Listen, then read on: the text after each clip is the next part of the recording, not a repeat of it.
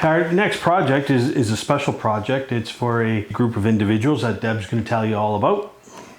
So the Healthy Role Models is a group of supportive women trying to be the healthiest version of themselves.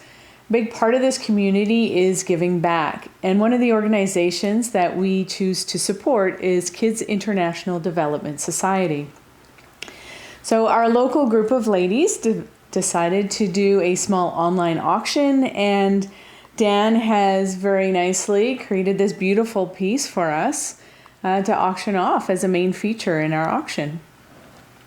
I'd just like to tell you a little bit about the organization that this is in support of, the Kids International Society.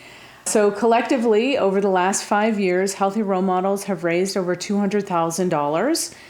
And this has gone towards building homes, water projects, sponsoring education programs, building classrooms, computer labs, and supporting an early childhood education center.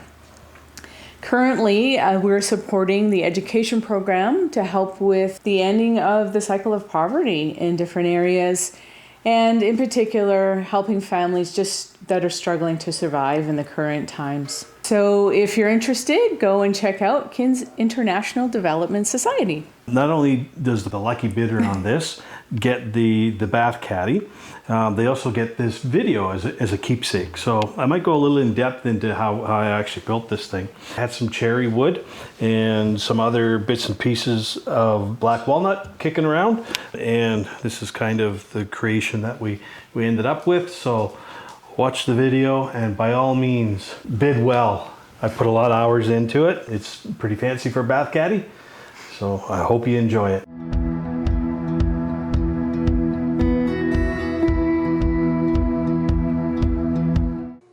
We are using fine hardwoods like the cherry for this bath caddy. It comes in rough cut lumber, so we need to machine it to S4S, or square 4 sides. The first step is to flatten and smooth one face of the 4/4 board on the jointer, followed by squaring up one of the edges, again on the jointer.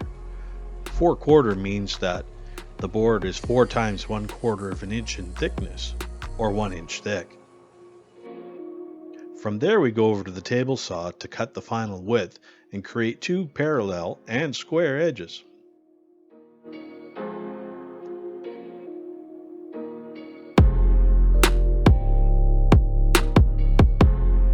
The thickness planer will then smooth the opposite face and bring our wood to its final dimension, and now it will be S4S.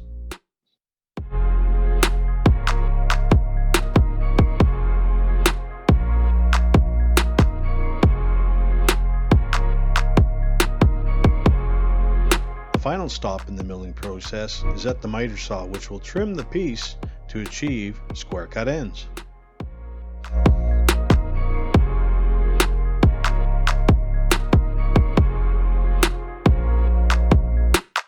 Now the fun part begins with the intricate work. I need to create pockets in the piece for the tea lights and the wine glass holder, so I use a special Forstner bit and a fencing to cut clean round holes.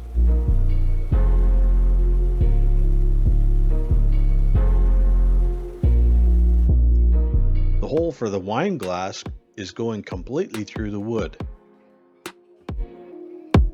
In order to cradle the wine glass ever so gently, I use a rounded cove bit on a router mounted on the router table to complete the holder opening.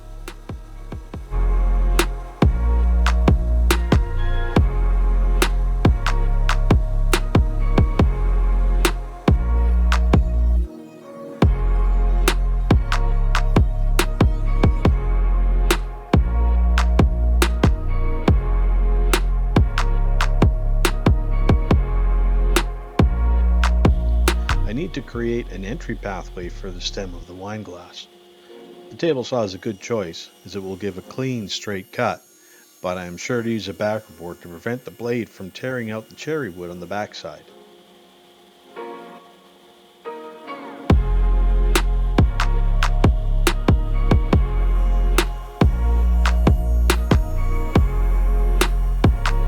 With the wine glass holder complete, I can turn my attention to the cutout for the tablet holder.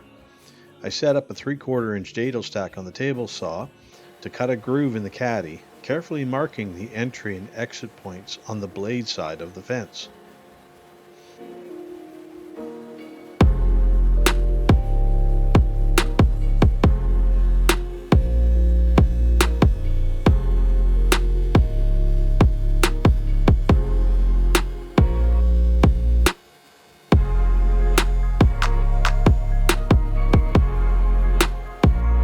I wanted it to be a little wider than 3/4 of an inch, so I moved the fence over and cut a second groove in it to complete the groove for the tablet holder.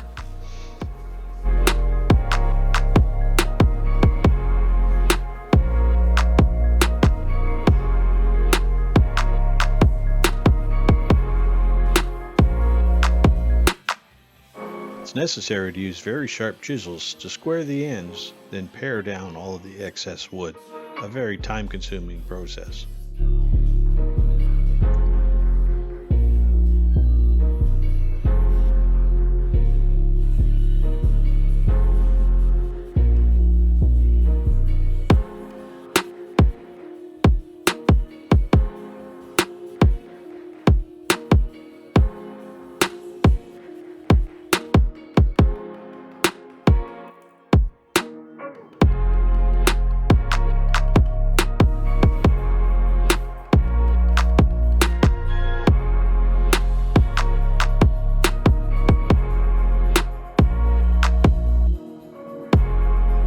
Woodworkers never throw out scraps of wood, and I found some black walnut pieces from another project that would work perfectly to complete the support for the tablet holder.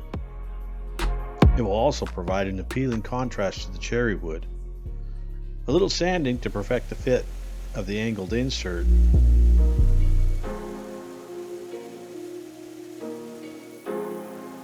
Then onto drilling countersunk holes to attach the back support. I leave the pointed ends of the screws proud of the material so I can mark the exact location of the pilot holes on the back support.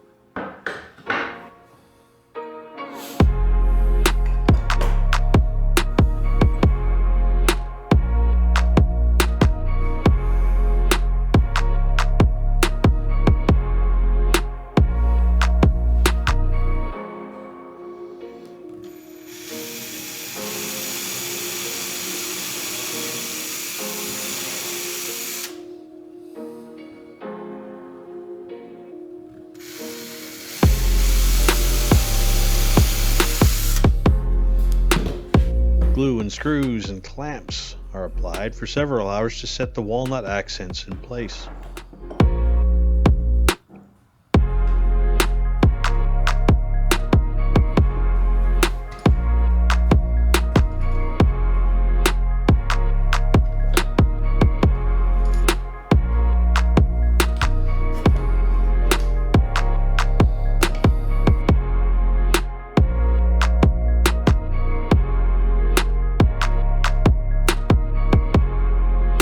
I decided to use a 1/4 inch roundover bit to complete the finish on the caddy and give it a very pleasing soft edging.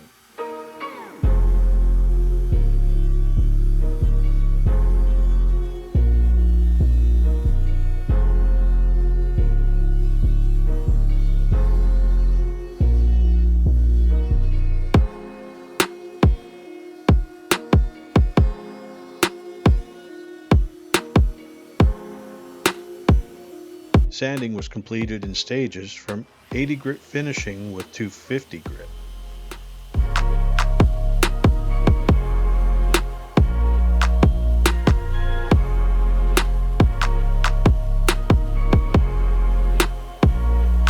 Machine sanding the flat open spaces and completing the sanding process by hand was necessary.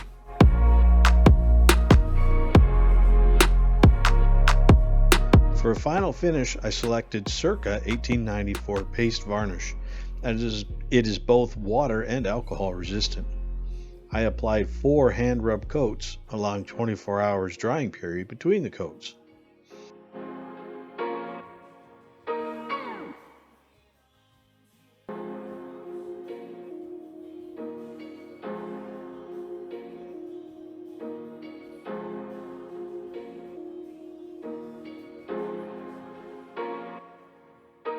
Even after the first coat, you can see the grain of the cherry wood become very accentuated.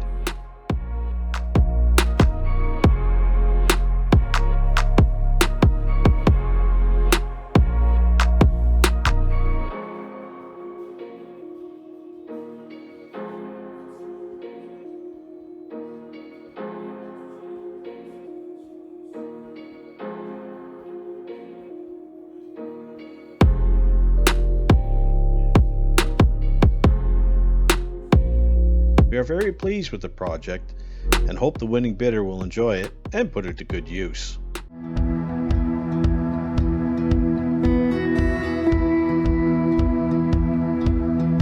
Who are we kidding? It's all about the gun show.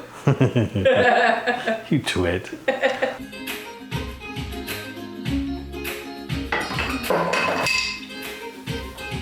So